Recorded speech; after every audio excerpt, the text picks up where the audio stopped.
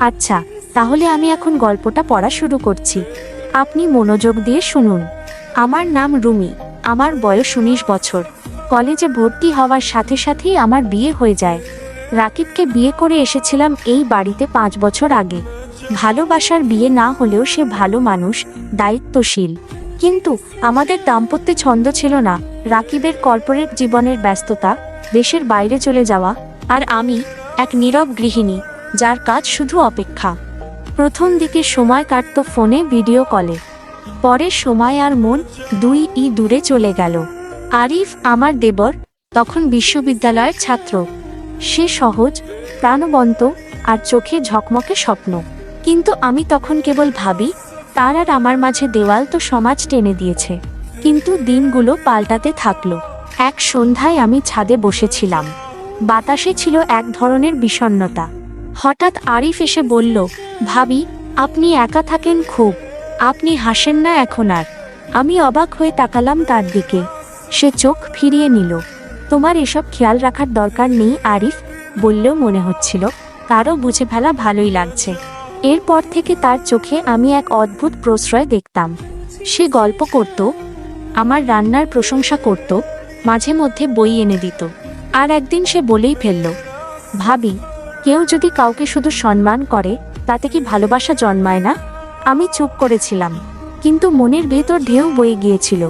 আরিফ আর আমি কখনো সীমা পার হইনি, তবে আমাদের চোখের ভাষা, আচরণ, উপস্থিতি সবই ছিল নিঃশব্দ প্রেমে ভরা। আমার অন্তর দুই দিকে টান ছিল, একদিকে কর্তব্য, আরেক দিকে অনুভূতির টান।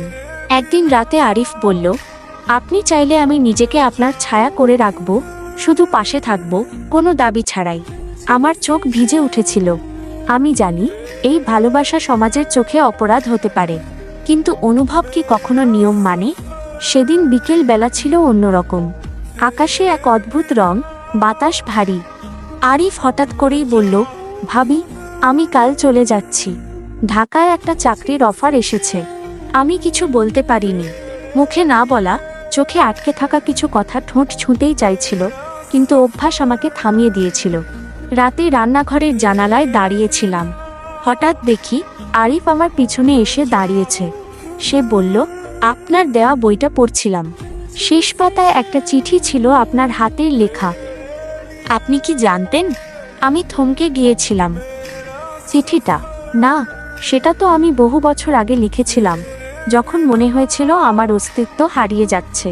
আরিফ পড়ে শোনাল, যদি কোনোদিন কেউ আমার নিঃশব্দতাকে পড়ে ফেলে, তবে জেনে নিও আমি অনুভব করেছিলাম, কিন্তু বলা হয়নি। ভালোবাসা সবসময় শব্দ চায় না। কেউ যদি নীরব থেকেও ভালোবাসতে পারে, তার নাম রিমা। আমার গলা শুকিয়ে গিয়েছিল। আপনি কি জানতেন আমি ওই চিঠিটা পেয়ে যাব? সে প্রশ্ন করল। আমি চুপ, কিছু বলিনি। আরিফ শুধু একবার আমার দিকে তাকিয়ে বলল, তাহলে উত্তর দিয়ে দিলেন, বিদায়। ভাবি নয়, রিমা। সে চলে গেল।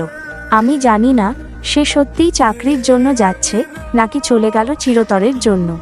আমি শুধু জানি আমার জীবন একটা প্রশ্নচিহ্ন হয়ে রইল। ভালোবাসা কি পেছনে ফেলে গেল, নাকি আমার ভেতরেই থেকে গেল? আমি জানালার পাশে সেই বইটা রেখে দিলাম।